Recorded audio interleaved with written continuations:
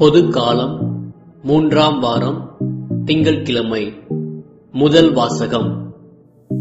எபிரேயருக்கு எழுதப்பட்ட திருமுகத்திலிருந்து வாசகம். அதிகாரம் 9, இறை வார்த்தைகள் 15, 24 முதல் 28 முடிய.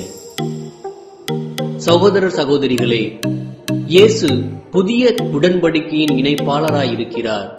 கடவுளால் அழைக்கப்பட்டவர்கள் அவரால் வாக்களிக்கப்பட்ட என்றும் நிலைக்கும் உரிமை பேற்றை பெறுவதற்கென்று இந்த உடன்படிக்கை உண்டானது.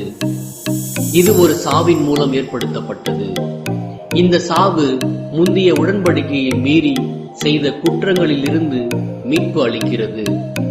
அதனால்தான் கிறிஸ்து மனிதரின் கையால் அமைக்கப்பட்டதும் உண்மையான தூயகத்திற்கு முன்னடையாளமாய் இருப்பதுமான இவ்வுலக தூயகத்திற்குள் நுழையாமல் விண்ணுலகிற்குள்ளேயே நுழைந்திருக்கிறார். அங்கே இப்போது நம் சார்பாக கடவுளின் திருமுன் நிற்கிறார்.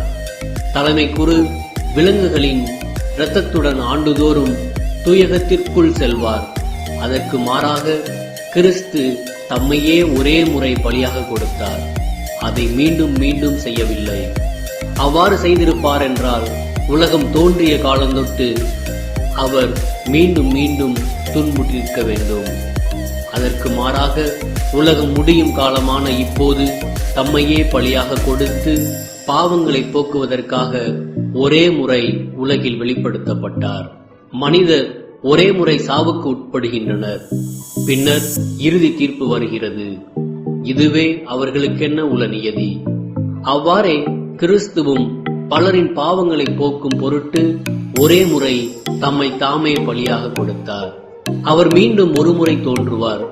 ஆனால் பாவத்தின் பொருட்டு அல்ல, தமக்காக காத்திருப்பவர்களுக்கு மீட்பு அருளும் பொருட்டே தோன்றுவார்.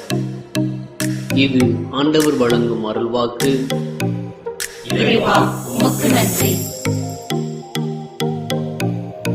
மார்க் எழுதிய நற்செய்தியிலிருந்து வாசகம். அதிகாரம் 3 திருவசனம் 22 முதல் 30 வரை.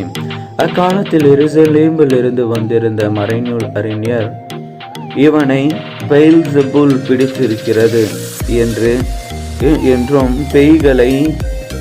பேய்களின் தலைவனை கொண்டு இவன் பேய்களை ஓட்டுகின்றான் என்றும் சொல்லி கொண்டிருந்தனர். ஆகவே இயேசு அவர்களை தம்மிடம் வரவழைத்து அவர்களுக்கு உவமைகள் வழியாக கூறியது: சாத்தானை எப்படி ஓட்ட முடியும்? தமக்கு எதிராக தாம் பிளவுபட்டு எந்த அரசும் நிலைத்து நிற்க முடியாது. தமக்கு எதிராக தாமே பிளவுபடும் எந்த வீட்டும் நிலைத்து நிற்க முடியாது. சாத்தான் தம்மையே எதிர்த்து நின்று பிளவுபட போனால் அவன் நிலைத்து நிற்க முடியாது. அதுவே அவனது அழிவு. முதலில் வலியவரை கற்றினாலன்றி வலியவருடைய வீட்டுக்குள் நுழைந்து அவருடைய பொருட்களை எவராலும் கொள்ளையிட முடியாது. அவரை கட்டி வைத்த பிறகுதான் அவருடைய வீட்டை கொள்ளையிட முடியும்.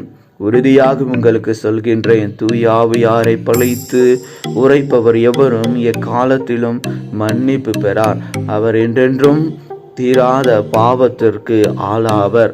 ஆனால் மக்களுடைய மற்ற பாவங்கள், அவர்கள் கூறும் பழிப்புரைகள் அனைத்தும் அவர்களுக்கு மன்னிக்கப்படும்.